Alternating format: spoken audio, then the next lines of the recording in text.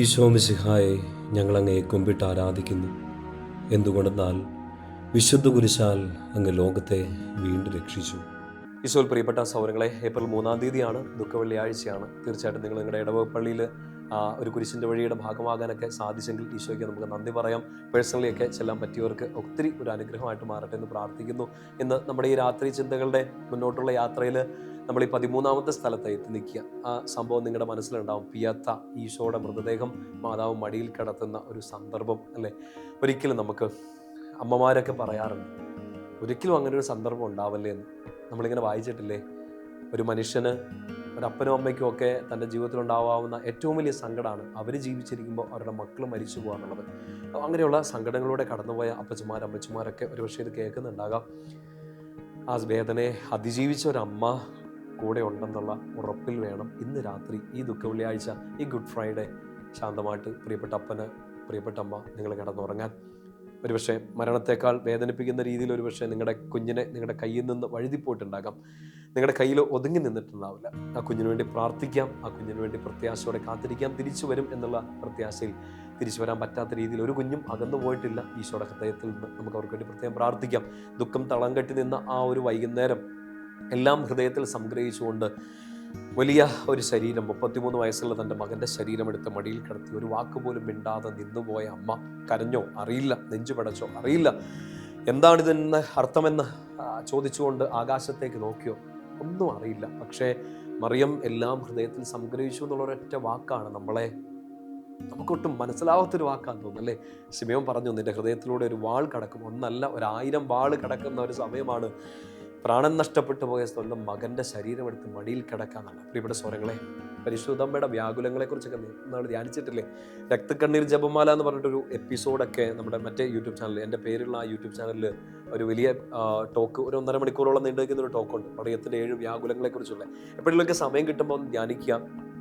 ഒപ്പം തന്നെ നിങ്ങൾക്ക് അറിയാമായിരിക്കും ഈ മാതാവിൻ്റെ രക്തക്കണ്ണീർ ജപമാലയൊക്കെ ചെല്ലാൻ വേണ്ടി അതിൻ്റെ ഒരു സ്റ്റേറ്റ്മെൻറ്റ് എങ്ങനെയാണ്: സ്നേഹം നിറഞ്ഞ ഈശോയെ, അങ്ങയുടെ അമ്മ ചിന്തിയ രക്തക്കണ്ണീരാൽ എൻ്റെ പ്രാർത്ഥന കേൾക്കണമേ, എൻ്റെ യാചനകൾ കൈക്കൊള്ളണമേ.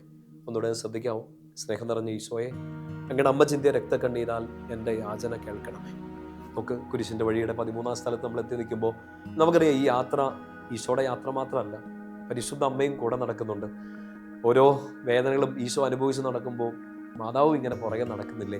അടികൊണ്ട് മുട്ടിടിച്ച് വീണ് ചോരയും മാംസക്കട്ടകളും ഒക്കെ നിലത്ത് വീണ് ഈശോ മുമ്പോട്ട് നടക്കുമ്പോൾ സ്വന്തം മകൻ്റെ ചോരയിലോ മാംസക്കഷ്ണത്തിലോ അറിയാതെ പോലും ചവിട്ടരുതേ എന്ന് ആഗ്രഹിച്ച് നടക്കുന്ന ഒരു അമ്മയുടെ വിങ്ങലും വേദനയൊക്കെ നമുക്കൊരിക്കലും ഇമാജിൻ ചെയ്യാൻ പോലും പറ്റില്ലായിരിക്കും. കുരിശിൽ കടന്നുകൊണ്ട് സ്വന്തം മകൻ പ്രാണവായുവിന് വേണ്ടി കെഞ്ചുന്ന സമയത്ത് ആ വായുവിനേക്കാൾ അപ്പുറമായി എനിക്ക് ദാഹിക്കുന്നു എന്നൊക്കെ പറയുമ്പോൾ തിയോളജി കേട്ട നമുക്ക് ചിലപ്പോൾ ഈശോ ആത്മാക്കൾക്ക് വേണ്ടി, എനിക്ക് വേണ്ടി, നിങ്ങൾക്ക് വേണ്ടിയുള്ള ദാഹമായിട്ടൊക്കെ മനസ്സിലാക്കിയേക്കാം. പക്ഷേ പെറ്റ വയറിന്, പെറ്റമ്മയ്ക്ക് എന്ത് മനസ്സിലാവാനാണ്? എനിക്ക് ദാഹിക്കുന്നു എന്ന് പറയുമ്പോൾ മാതാവിന് ചിന്തിക്കേണ്ട ഇത്രയൊക്കെ ഉള്ളൂ.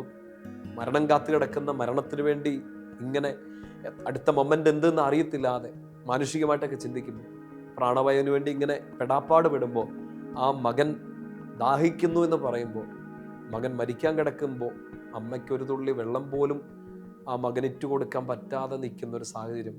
Can you just imagine? ഇവിടെ ചങ്കൊക്കെ പൊട്ടിപ്പോവും അങ്ങനെയൊക്കെ ചിന്തിച്ചാൽ. നമ്മൾ വിചാരിക്കും നമ്മൾ അനുഭവിച്ച സഹനങ്ങളാണ്, നമ്മൾ അനുഭവിച്ച വ്യാകുലങ്ങളാണ് ഏറ്റവും വലുതെന്ന്. മാതാവ് 7 വ്യാകുലങ്ങളൊക്കെ അല്ലേ ഉള്ളൂ, എനിക്ക് 70 എണ്ണമൊക്കെ ആയെന്നൊക്കെ പറയുമ്പോൾ ആ 70 എണ്ണത്തിന് ഈ 7 എണ്ണത്തിൽ ഒരെണ്ണത്തിൻ്റെ പോലും മൂർച്ചയില്ലായിരുന്നു എന്ന് വേണം നമ്മൾ ചിന്തിക്കാൻ. മരണം നമ്മുടെ മുമ്പിൽ വന്നിട്ടുണ്ട്. പ്രിയപ്പെട്ട ഒരാൾ മരണം കയ്യിൽ നിന്ന് ഇങ്ങനെ വഴുതി കൊണ്ടുപോയിട്ടൊക്കെ ഉണ്ട്. ചങ്ക് പൊട്ടിപ്പോയ വേദനകളിൽ പ്രിയപ്പെട്ട സഹോദരങ്ങളെ, ഒരുപക്ഷെ ആരുടെയെങ്കിലൊക്കെ മരണം നിങ്ങളെ ഒത്തിരി വേദനിപ്പിച്ചിട്ടുണ്ടെങ്കിൽ, പ്രത്യേകിച്ച് 2026 ഒരുപക്ഷെ ഈ നോമ്പുകാലത്ത് നിങ്ങളുടെ പ്രിയപ്പെട്ട ഒരാളുടെ മരണം നിങ്ങളെ സങ്കടപ്പെടുത്തിയെങ്കിൽ മാതാവിൻ്റെ സാന്നിധ്യം നിങ്ങളെ ശക്തിപ്പെടുത്തട്ടെ എന്ന് വെച്ചാൽ പ്രാർത്ഥിക്കുകയാണ്. മരിച്ച വിശ്വാസികൾ എപ്പോഴും ഈശോയുടെ ഹൃദയത്തിൽ ഇടമുണ്ട്, അവർക്ക് വേണ്ടി നമുക്ക് പ്രാർത്ഥിക്കാം. കൈവിട്ടുപോയ ഒരാളെ എന്ന് മനസ്സിലോർക്കാൻ പറ്റുന്നുണ്ടെങ്കിൽ അവരെ മാതാവിൻ്റെ കരങ്ങളിലേക്ക് സമർപ്പിച്ചമ്മ അവരെവിടെയാണെങ്കിലും അമ്മയുടെ വിമല ഹൃദയത്തിൽ, അമ്മയുടെ സ്നേഹത്തിൻ്റെ നീലക്കാപ്പയ്ക്കുള്ളിൽ അവരെ പൊതിഞ്ഞു പിടിക്കണമേ എന്ന് പ്രാർത്ഥിച്ചിട്ട് നമുക്ക് കിടന്നുറങ്ങാം.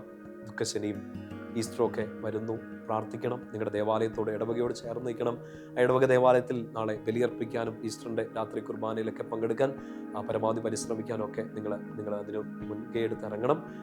എല്ലാവിധ അനുഗ്രഹങ്ങളും ഉണ്ടാവട്ടെ. ദുഃഖവെള്ളിയാഴ്ച ഈശോ നമുക്ക് തന്ന വലിയ സ്നേഹത്തിന് നമുക്ക് നന്ദി പറയാം. Of course it's a good Friday. ഈശോ ഉറങ്ങിയ ഒരു വൈകുന്നേരം അല്ലേ. നമുക്കും ശാന്തമായിട്ട് കിടന്നുറങ്ങാം. ഒരു ഉയർത്തെഴുന്നേൽപ്പ് ഉണ്ട് എന്നുള്ള ഉറപ്പിൽ ഈശോയുടെ കുരിശിൽ നമുക്ക് അഭയം പ്രാപിക്കാം. ഈശോ മിശിഹായെ ഞങ്ങൾ അങ്ങേ കുമ്പിട്ട് ആരാധിക്കുന്നു. എന്തുകൊണ്ടെന്നാൽ വിശുദ്ധ കുരിശാൽ അങ്ങ് ലോകത്തെ വീണ്ടും രക്ഷിച്ചു. പിതാവിൻ്റെയും പുത്രൻ്റെയും പരിശുദ്ധാത്മാവിൻ്റെയും നാമത്തിൽ ആമേൻ. ഈശോ മിശിഹായ്ക്ക് സ്തുതിയായിരിക്കട്ടെ.